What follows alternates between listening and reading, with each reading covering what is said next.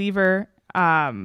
She's all over Twitter, very, very great Twitter presence, is currently living here in Philadelphia.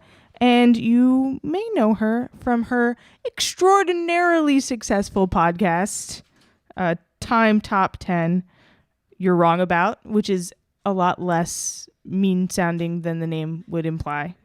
So without further ado, here is Sarah Marshall with everything you always wanted to know but were afraid to ask about how to succeed in podcasting without really interrupting each other.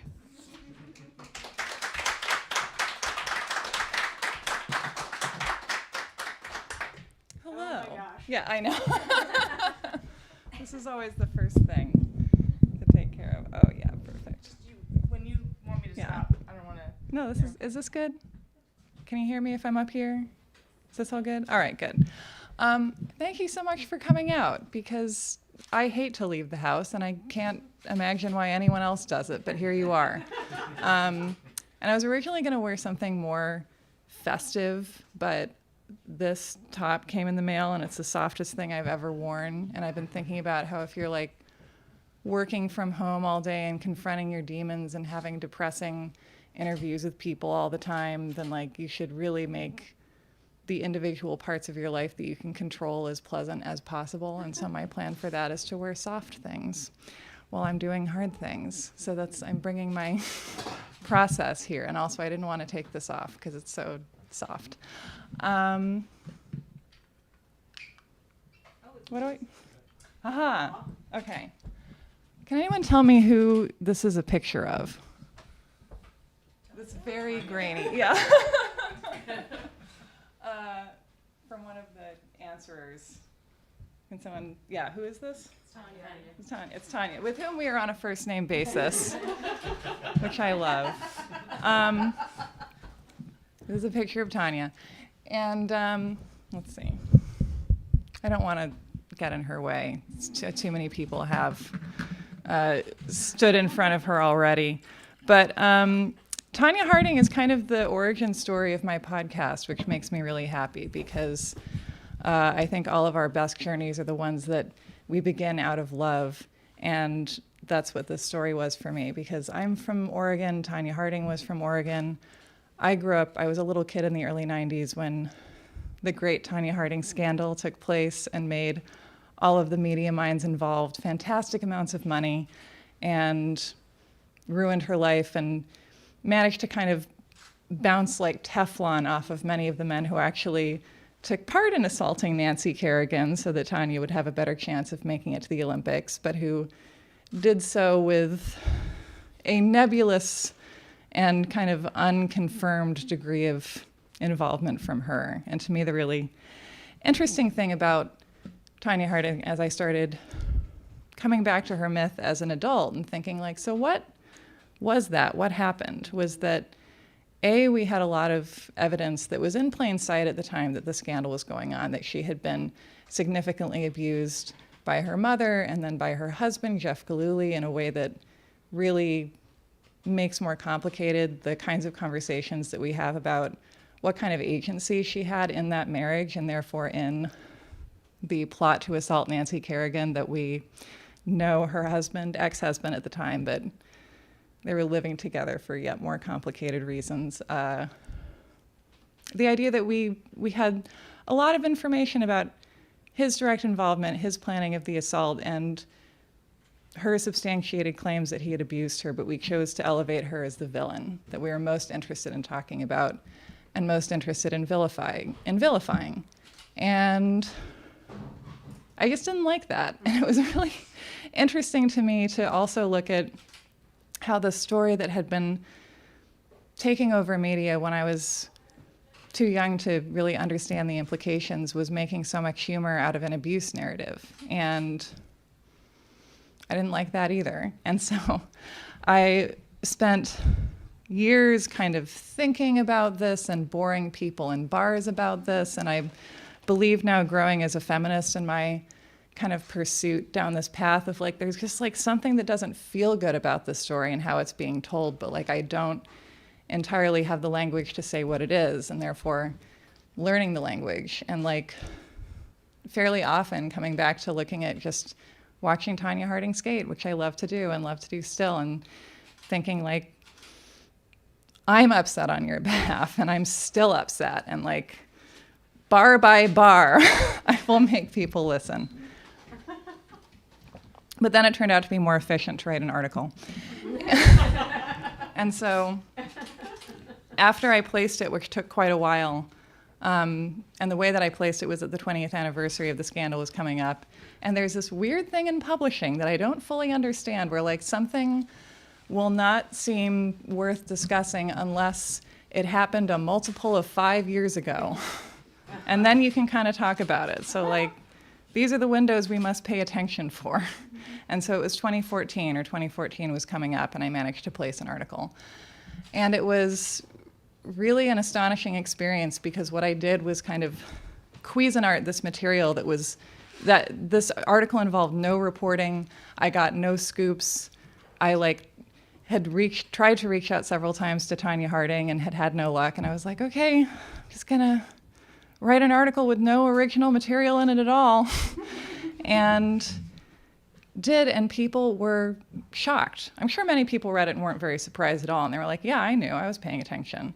But I also heard from a lot of people who had the experience that I had, but in slower motion, of being like, oh my God, this was all visible in front of me, but like the way the story was being reported kind of kept me from seeing that way, or I saw it that way and I saw there was tragedy in there, but I was like, well, no one else is talking about it like this, so I'm the weird one, I guess.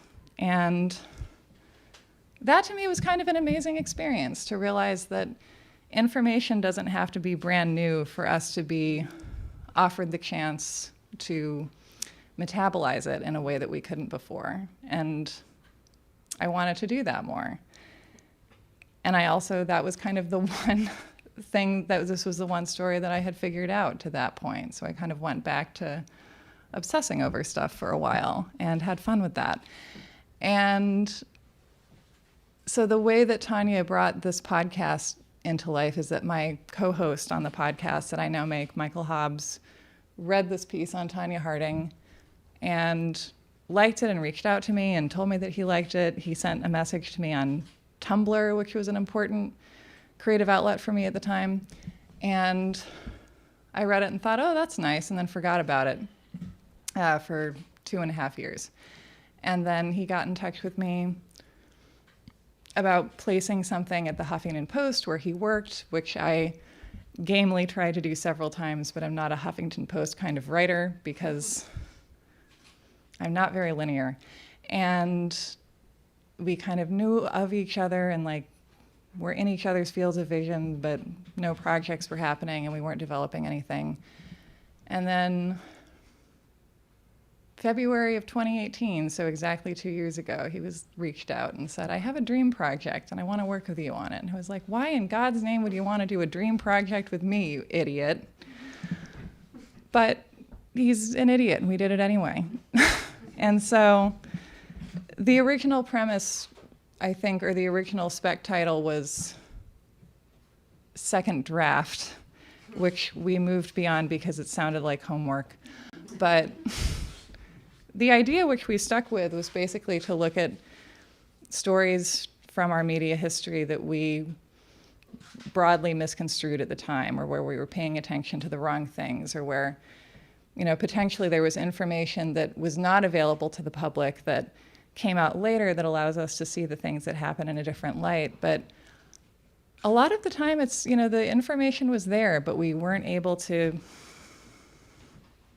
confront it in a meaningful way. And so talking about how to do that now and what it means to be able to confront something differently in 2020 versus in 1995 or in 2005 or in 1924, because I really want to do a Leopold and Loeb trial episode, but it's just, we're so busy with other trials right now. What that time and space allows us to do and why that works, and that's something we've been thinking about this whole time. And I feel like continuing to learn new things about. Is this the button I want? I really don't know what I'm doing. There it is. Okay. Who are these people? And Nicole and her old husband. This is J. Howard Marshall, to whom I am not related, as far as I know. So let's take it in for a second.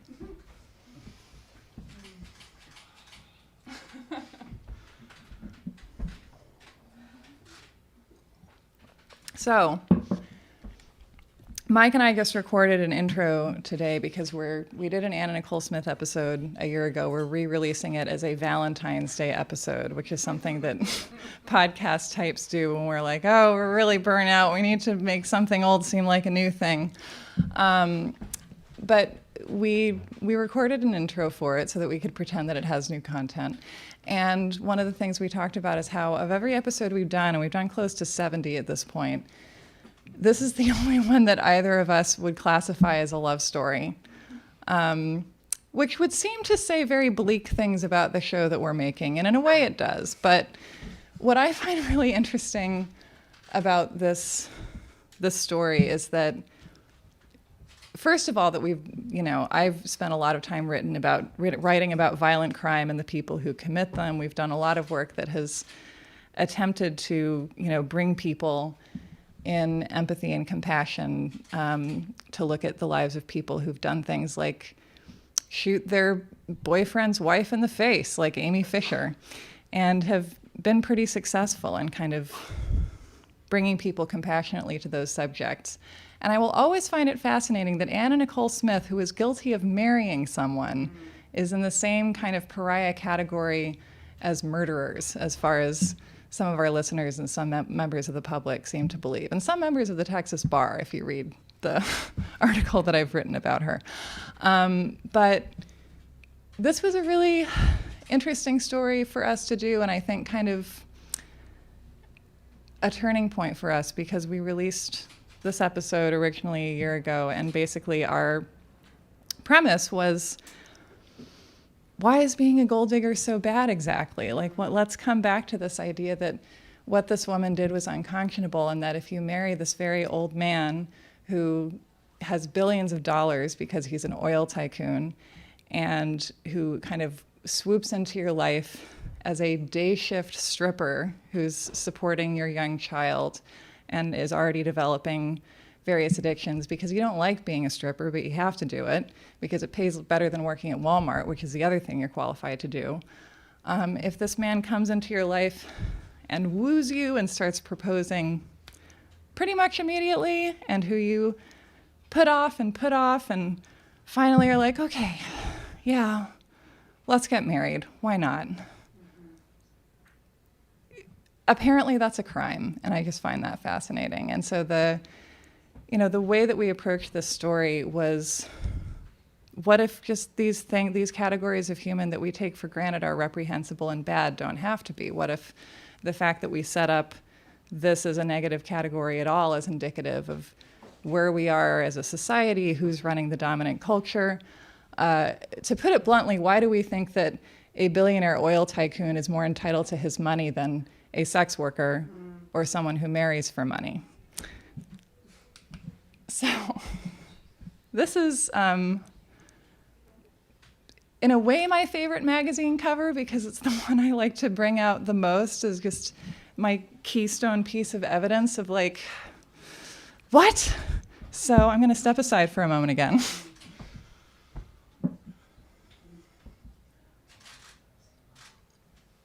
Oh, and I have a laser pointer. That's really cool. So I hope there are no cats in here. But, okay, so let's look at the people listed, because it's relevant. We have Tonya, who we've already talked about as a known victim of domestic abuse. We have Lisa Marie, who's Elvis's daughter, who married Michael Jackson. So the implication here is that it's trashy to marry someone about whom cling rumors of child abuse. We have John and Lorena, who are John and Lorena Bobbitt. We also did an episode about them, inevitably. Lorena Bobbitt was tried for the crime of cutting off her husband's penis and throwing it into a field, where it was later miraculously found and reattached after a marathon miracle surgery. And thing that kind of got forgotten in the news cycle, and you might be sensing a pattern here, is that she alleged the reason that she cut off his penis was because he had been abusing her, had raped her, and that she essentially was attempting a form of self-defense, and perhaps self-defense mixed with revenge, which is, you know, a legal area far too deep for us to get into right now. But again, we're seeing that for the third time, we're seeing trauma listed as one of the indicators of white trash. Okay, we have Roseanne and Tom Arnold. Roseanne also, among many other things, became known in kind of supermarket media for claiming that her parents had abused her and that she had developed multiple personality disorder as a result, which was sadly a claim much more synonymous with her name then than it is now, because we've progressed in the Roseanne narrative so far that she's become a QAnon supporter. So it's the Roseanne legacy is too big for us to even attempt to tackle, I think, maybe in 20 years. But whenever people talk about us doing an episode about something contemporary, I'm like, we'll do it in 20 years because we're not hubristic enough to think that we can understand things as they're happening. That's for the news. Okay. And then last we have Paula and Jennifer and Bill. Someone tell us who those people are. This is our former president. And there was a time in this country, and it's hard to remember, when it was like kind of a big deal to have one person alleging that the president had assaulted them. So that was an interesting time. And Paula and Jennifer and Bill are, of course, Bill Clinton and Jennifer Flowers, who I believe alleged an entirely consensual affair, so that's nice.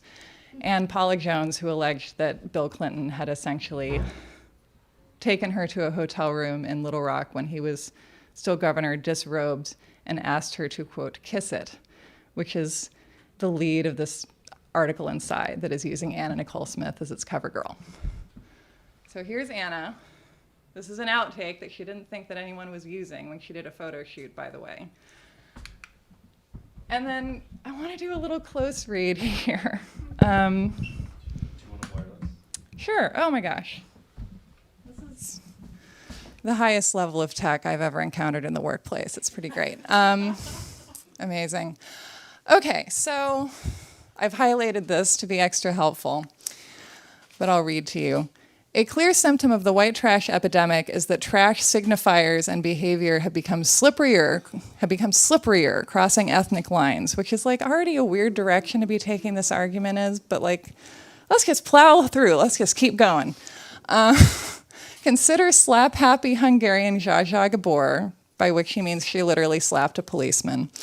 The two Italian Americans, John Esposito and Salvatore I'm going to mangle this name, I'm very sorry, Angiolari, who respectively were convicted of kidnapping and sexually abusing Katie Beers, and the voguish Asian American model Jenny Shimizu, et cetera, et cetera.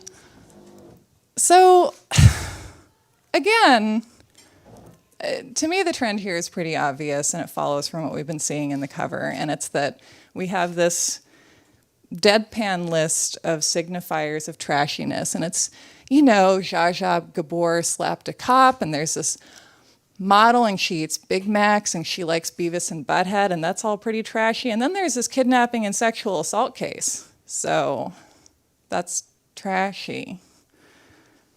And again, this is an article that, like, this was a cover article in New York Magazine. This was worked on by who knows how many people. This all made sense to everyone at the time. And it's just fascinating to me. And I'm continually fascinated by how you can just take a reputable piece of media from not that long ago and look at it and go, what? Like, what are the things we're assuming here? Are we assuming that it's trashy to commit abuse or to be abused or both? Because we have more names of abuse victims or alleged abuse victims, which was a crevasse of meaning that seemed to be more important to us in the 90s than it is now. But anyway, that we have more names of actual or alleged victims on the cover than we do of people who've allegedly committed a crime. So Is it trashy to be a victim of abuse? That's interesting. And then this is the passage I always think of when I think of the kind of iconic Tonya Harding coverage of 1994, which I will also read to you because it's fun to take this tone. Even once lofty venues have fallen, the Olympics, for instance, where Tonya Harding stole the show. Pool hustling, drag racing, cigarette smoking, trash-talking Tonya, as a quickie bio describes her. She of the bleached, permed hair, the blank sheep eyes, the rabbit fur coat, and the job working at Spud City. She who skated to ZZ Top and whose bodyguard, Sean Eckhart, drove a 1974 Mercury with missing hubcaps. She whose ex-husband, Jeff Gillooly, just sold the X-rated video of their wedding night to Penthouse, which has made it available to a bemused public through an 800 number. First of all, I don't think the public was that bemused. It's like a fairly easy thing to figure out. Second, what this omits, and which the author may not have known at the time, but which is true, is that this was sold out from under Tonya, and she essentially was presented with the option of, well, you can sign it away and make some money off of it, or we'll do it anyway, and you won't. We today call that revenge porn. So, again, I want to dwell on this because I feel like there's so much material hidden in plain sight, and because I find it fascinating that we're just given this list and told this is trashiness, and it's, it's fashion faux pas, it's having a perm, it's smoking, and it's also if your ex-husband sells a video of your wedding night against your wishes, that's very trashy of you to have that happen to you. That's very bad, apparently. And then if something bad happens to you, if you're dragged into the public eye, it won't really matter as much as it would have because you're trashy. And also the fact, I cannot get over this description, and I've always wondered about what the intent behind it is. I should just call and ask, is the blank sheep eyes. Her eyes are supposed to be cheap. My God, what is she supposed to do exactly? I can see saying that you don't like someone's eye makeup, but I feel like there's the implication here that she both has. What makes the most sense to me is that they're saying I don't like her eye makeup, and she also has the 1,000-yard stare of someone with trauma, and it's like, well, those two things might be unrelated.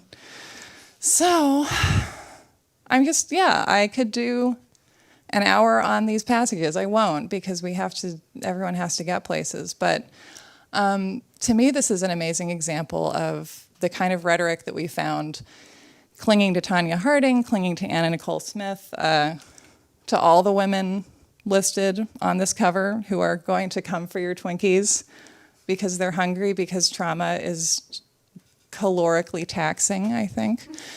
And that there's sometimes there's relatively little work involved. Sometimes it's noticing more than finding new information. And I find that, have found that to just be more and more true the longer we've done this work. And that's very meaningful to me. Okay. The best thing about this screenshot, by the way, was something I didn't even think would be there, which is, you would guess, because this is a page about O.J. Simpson, that this title is only there on this page. You would guess that if you go to National Enquirer homepage, the two options for kinds of news aren't royal scandals and O.J. Simpson. No, those are the two kinds of news. If you go to the homepage, those are your choices. And if you don't want royal scandals or O.J. Simpson, then I don't know what you're there for. So this is a piece on Paula Barbieri, who we recently did a 2-part episode on, and we'll continue to talk about because you're wrong about us doing a series on the O.J. Simpson trial. And Paula Barbieri, to me, is a very interesting part of that. She was dating O.J. Simpson for about 2 years before either the murder of Nicole Brown Simpson and Ron Goldman, or before he stabbed them to death. You can say it either way. And she, as a result, got this kind of interesting treatment in the media where she was not really considered important enough to slander all that much, which is a weird area to find yourself in. But she, much of the material that we pulled our episodes on her from was based on a book that she wrote wrote with some kind of ghostwriter collaborator, but with clearly she was credited as the author of, and that contains, whoever put it together, a lot of information that's never appeared anywhere else and that no one else really had a way of knowing, that was about this relationship before the murders and then for the 15 months afterwards and through the trial when she stood by her man. And she, to me, is a really interesting figure in all this because she was there. She wrote a book. She was visiting him in jail the entire time that he was being tried for murder. She was sitting on phone calls with his lawyers the entire time he was being tried for murder. And this book comes out in, I believe, 1998, 1999, at this moment when the nation quite justifiably has gone into OJ fatigue. And the response is either completely ignoring it or kind of mean dismissiveness and based on the argument that she just wants to make money and make a cash grab and it's terrible. And once again, all the information is very, very accessible. You just have to buy the book and read it. And really all you have to do is get past this veneer of, well, why should we care what she has to say? Because she's trying to make money off of the thing that an incredible number of people made money off of for years and years. And that, she ended her relationship with O.J. Simpson, interestingly, after he was acquitted and after it became clear to her that all of his sort of fervid promises while he was in jail were not going to come true and that he was legally, according to the Los Angeles criminal courts, not guilty of murder, but also still a really terrible boyfriend.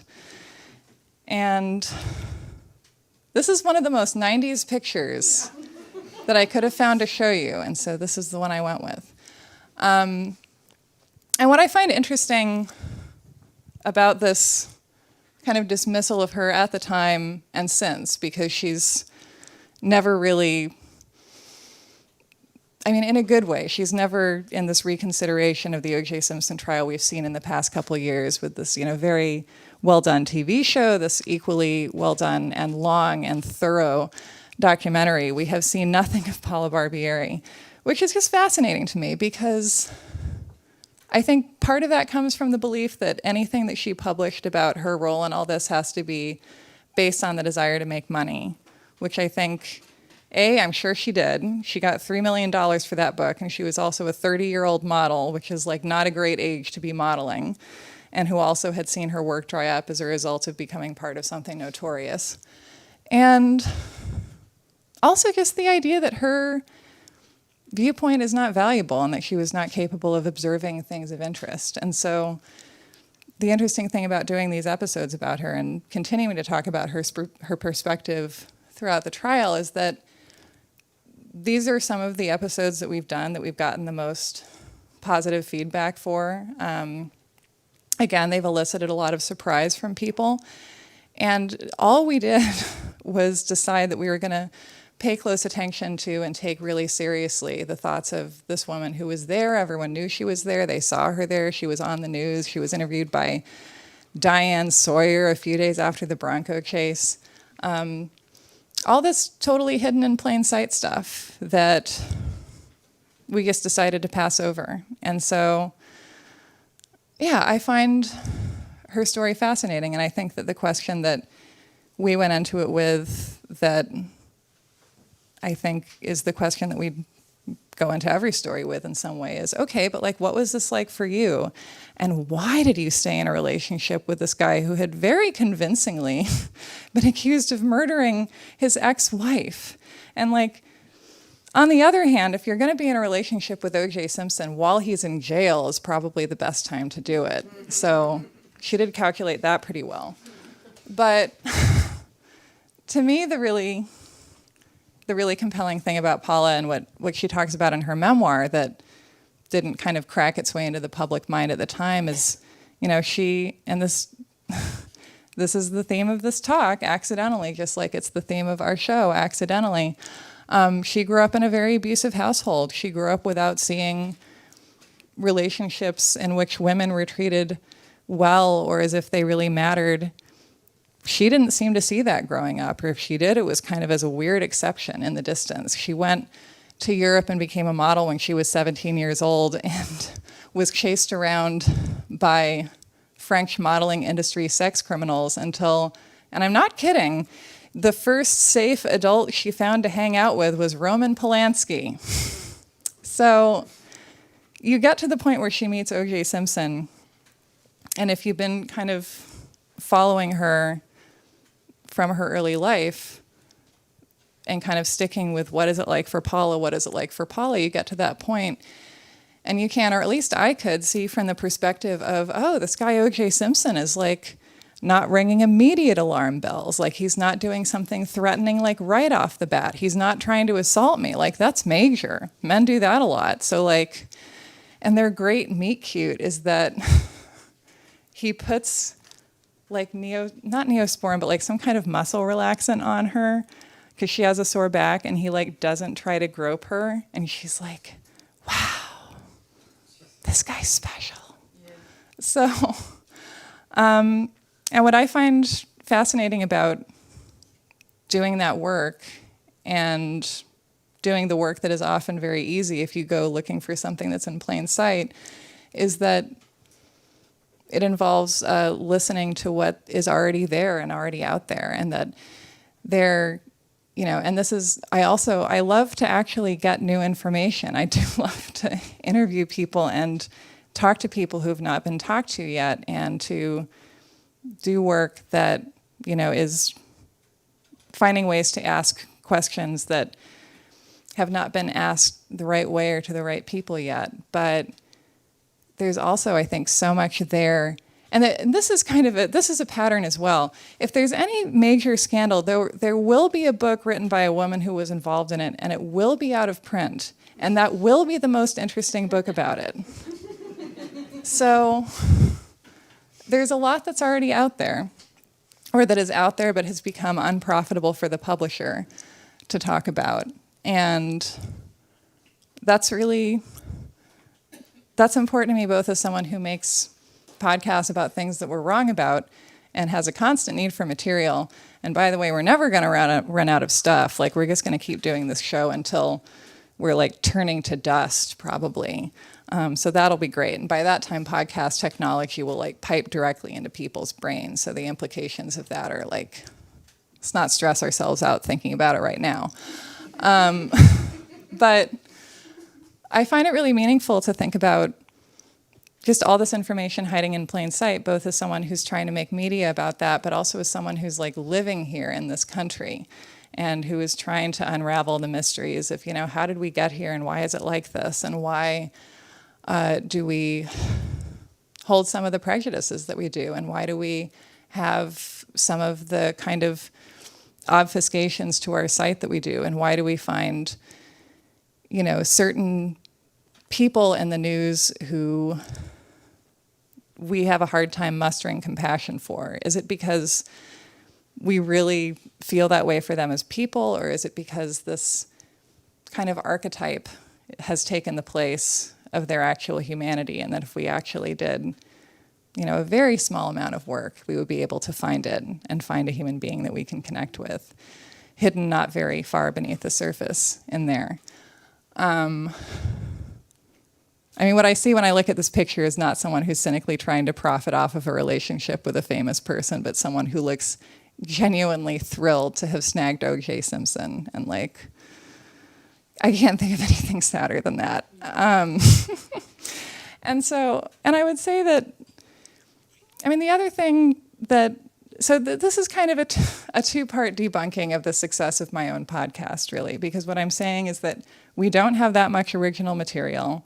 We are showing our listeners things that they have every ability to access, but they don't have time for, and they have things to do.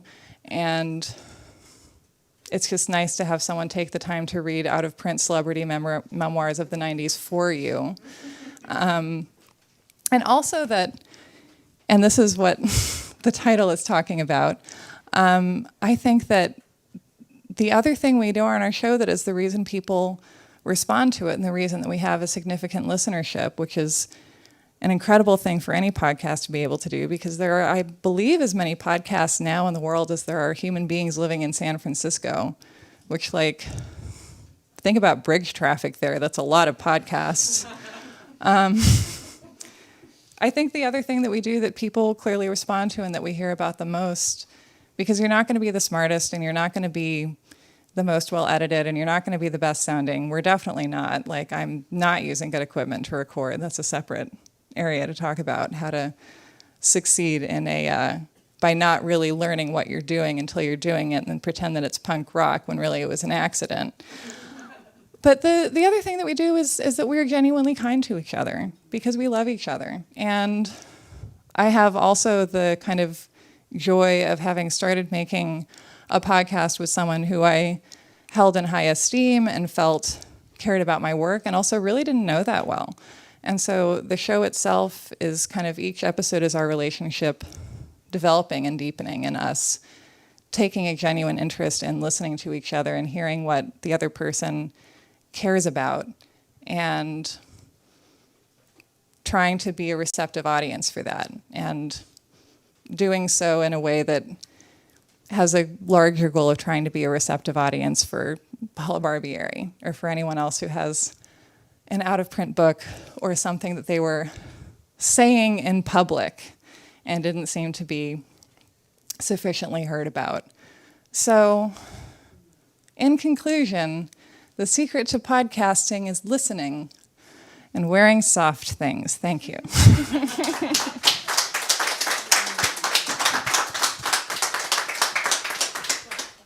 Yeah.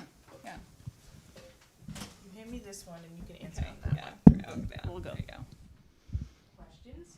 Oh no, it's off. Questions? Questions.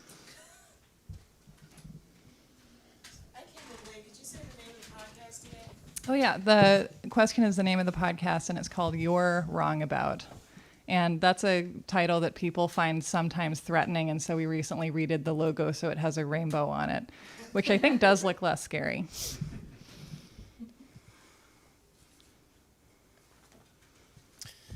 Can you talk about what obstacles you had to overcome with launching your podcast? I mean, I think that just making the decision to turn the key and put it out there was probably the hardest part for me. And Mike and I have different obstacles as journalists, which is good because you need to work with someone who has strengths where you're weak and weaknesses where you're strong. But my issue primarily has been that I came to this with my history of being a writer and of not working in news, working kind of in essays and long-form articles where I would be working on something for months before it would get out into the world. And so to me, it was a very weird thing to have to release something that, like, I had not been finicking over forever and that was, you know, good and accurate and that we were happy with, but wasn't perfect or that couldn't aspire to perfection, which is a myth. And then the thing that we're dealing with now, which was like, did not seem like a problem at the beginning, but is today, is that we have all of our episodes just hosted on WordPress because we were like, we don't need a real hosting platform. No one's listening. Let's just put it on WordPress. And that was a terrible idea because now we have a listenership and we're like, well, all our episodes are on WordPress and we have no idea what our stats are and we have to get off WordPress somehow and like rehost. But then it's like we try and change it and people lose episodes. So it's like, I think the greatest obstacles we created were like at the beginning being like, no one will ever listen to this, it's fine. So my advice would be to like take seriously the possibility that someone's going to pay attention to what you're doing at some point because it might happen. Yes. I'm coming with them. How are you monetizing this? That's a good question. So right now we have a Patreon, which we started, I think, a year after we started doing it, and which that means that people are supporting us by making monthly donations, most of which are very small. I think our average monthly donation amount from listeners is $3 a month, which I like, and which also keeps us accountable to the listeners that we have, as opposed to something that, so I mean, a punchline that we kind of have on the show and that's become kind of a joke is at the end to say, and so the culprit was capitalism all along. It was capitalism all along. And so it feels too ironic to be signing on with large advertisers and doing like, anyway, it was capitalism all along, but let's talk about how much you hate going to the post office. Because all podcasts are sponsored by stamps.com, or at least were for a period. So we feel like that would be too disingenuous, but we also don't find it too ironic to sell like t-shirts and mugs and stuff that say it was capitalism all along. And so one of the other ways, the two ways that we're monetizing are with listeners directly supporting us through Patreon, and then by selling merch, which is a terrible word, but it's the world we're living in, where we get our listeners to pay $20 to advertise our show for us by denouncing capitalism on a tote bag, which I just feel like if I talk about it all the time, that'll make it less weird, but maybe not. But that's what we're doing. Hi. Can you talk a little bit about how you organize your research for the podcast, and if that's different from how you organize research for an essay or a written piece? It's a good question. I mean, I feel like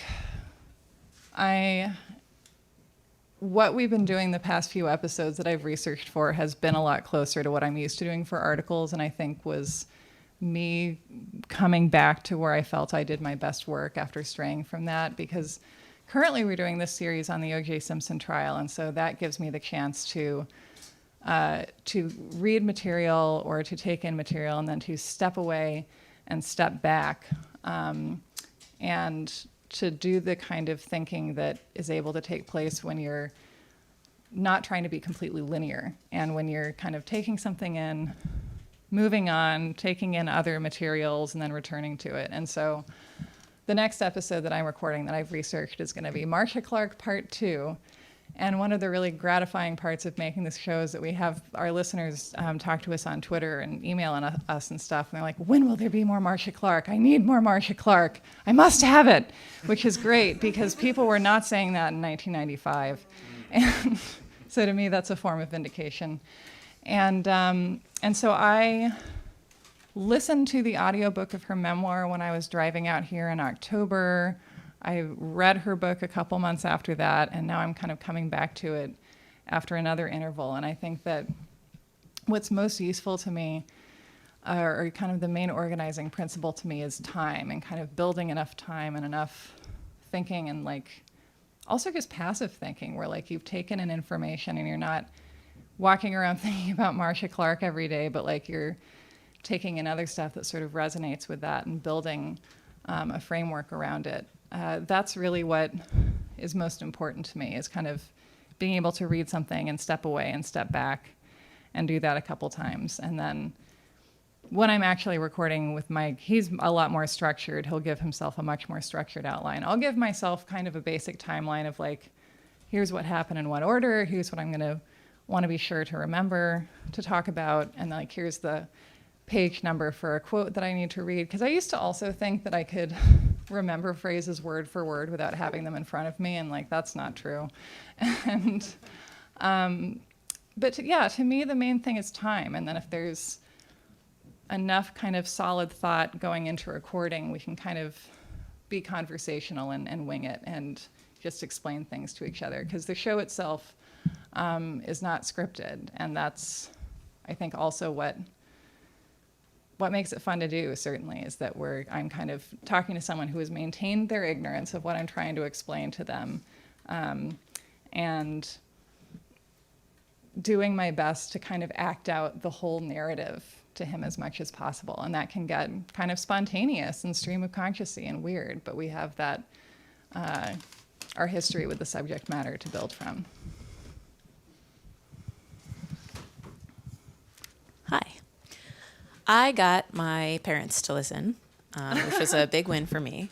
And one of the things that I was surprised by in my mother's reaction was she was talking about Michael, and she was like, he's such a good sidekick. He's a really good like best friend character on the podcast. And I realized that she had listened to exactly one episode and didn't realize that it was a trade-off. And so that got me thinking about the fact that there are a lot of podcasts I listen to that do similar things of like unraveling cultural mysteries, but it's always about the hosts telling you, like as the listener. And so I wondered if you could talk a little bit about the decision to kind of do this trade-off thing where one of you is always, whether intentionally or not, serving as a kind of audience surrogate.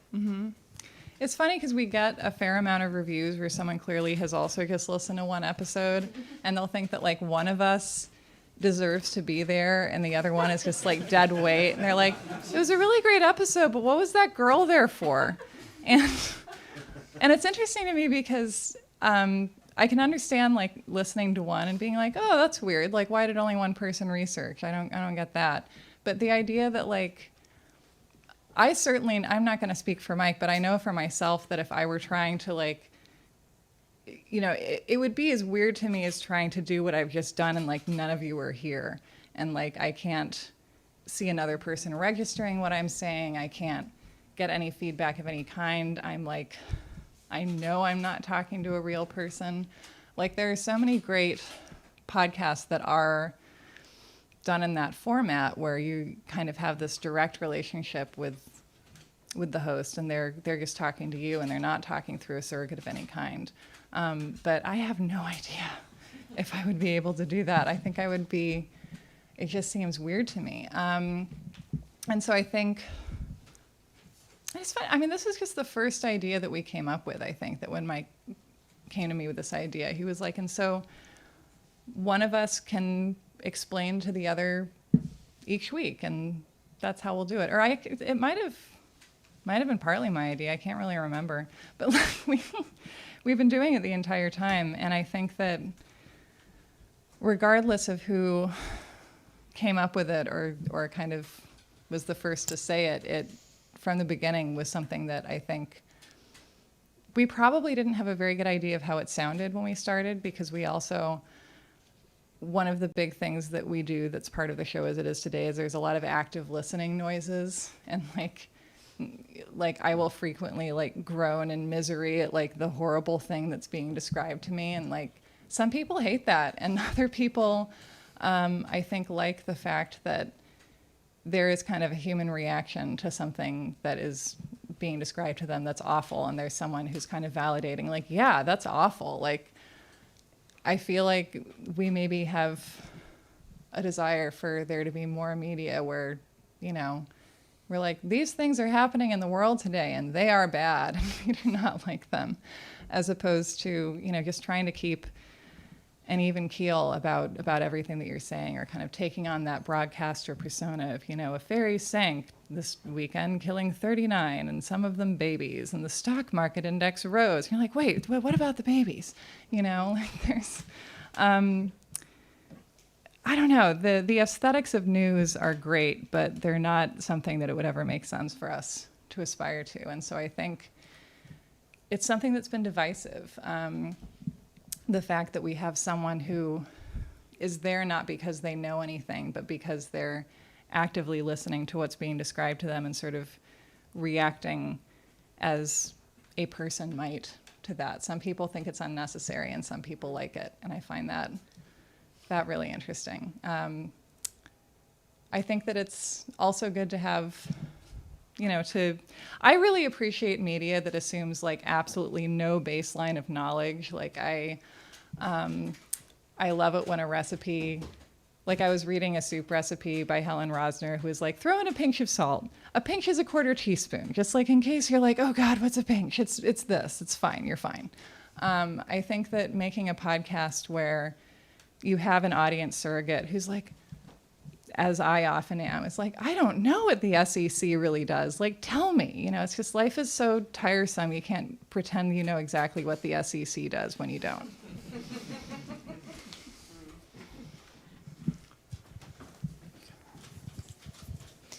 So in this podcast, you have done this like really fun trawl through late 20th century pop culture, which is amazing. Thank you. But I feel like along the way, you're always sort of pointing this like deeply, incisively critical finger at the criminal justice system. Yes. And so I wonder if that is sort of a head-on interest of yours as well, and if you could sort of speak a little bit about that.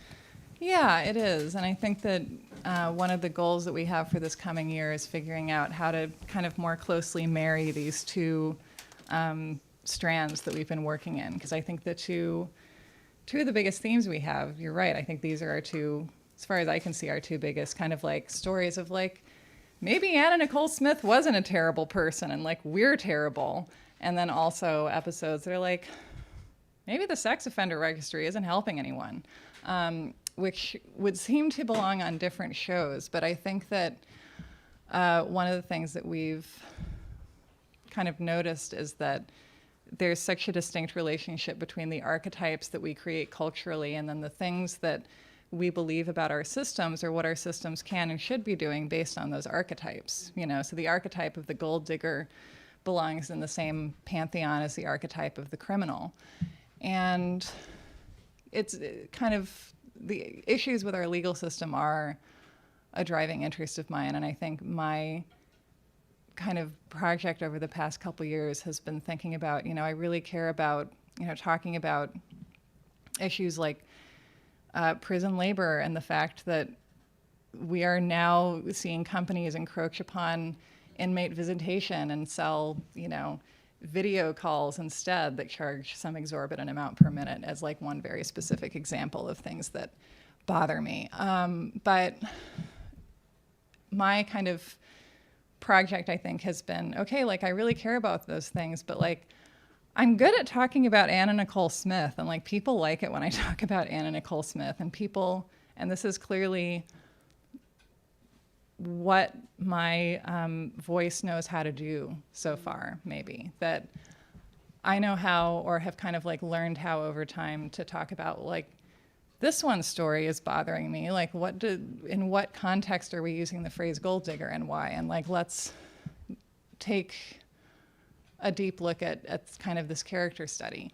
And then I really don't know how to write about systems or how to kind of draw people into stories about, say the way that like juvenile justice is functioning in Pennsylvania. Like I don't have those skills as a journalist. And so the question is, I think for me is how do we, and then there's to me, the equally significant issue of like, life is hard and taxing and boring. And like when you come home, you don't want to read something that you know is going to be good for you, but that is going to take an hour out of your day and make you sad, And that's true of my life. I think it's true of many people's lives. I also do a lot of intentionally sad reading, but like there's times when that's not something that I can bring into the kind of energy level that I have. And so I think what we've done on the show, and then what I think it has helped us both figure out, is how to tell those bigger stories through human narratives as well. And we've had this kind of accidental theme in the last few episodes, which we didn't plan, but where the kind of bigger story that each narrative leads us to is one of domestic abuse and domestic violence. And we found that by accident. We didn't plan on having a theme, but it is a theme. And so I think, there's something that we are really step by step in the dark figuring out how to do, of how do we talk about the things that we care about, but in a way that makes them accessible through story, and accessible not just to listeners through story, but to us as people who are trying to understand and present sort of a coherent narrative and sequence of events, so that we're not asking people to think about issues, we're asking them to think about people.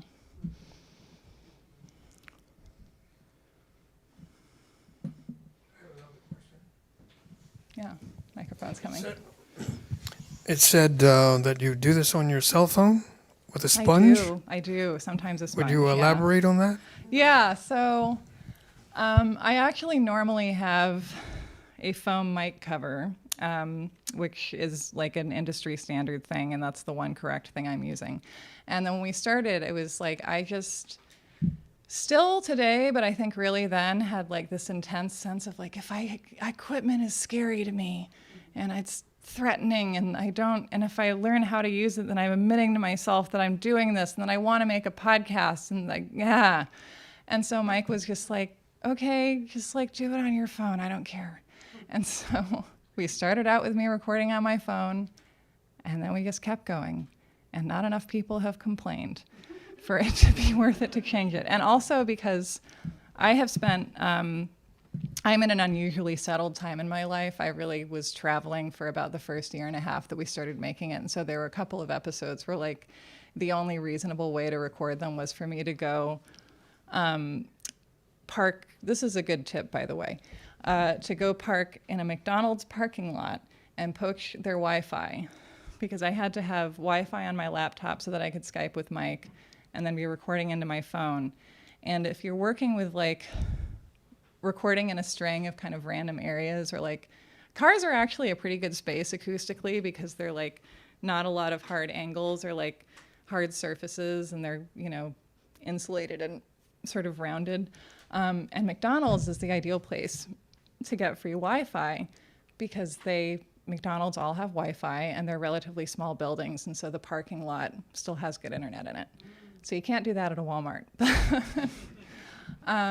So because we were kind of recording in unpredictable spaces, it sort of kept making sense to just like, all right, let's just use the phone. And so I was visiting my family in Portland over the holidays and realized I didn't have my mic screen. And I was like, well, what if I get an all-purpose sponge and just cut it up and put my phone inside of it, and maybe that'll work. And it worked well enough. So we've done now a couple of sponge episodes, and then we had to do pickups for our most recent episode, and there were no sponges of the correct size in the house, and so I used a ball of yarn, and that worked fine as well. None of this is ideal, but it does okay. I think that's an excellent point to stop at. We can all keep talking over reception out back. So thanks, Sarah Marshall, once again for coming. Thank you for this wonderful talk. Thank you for being here.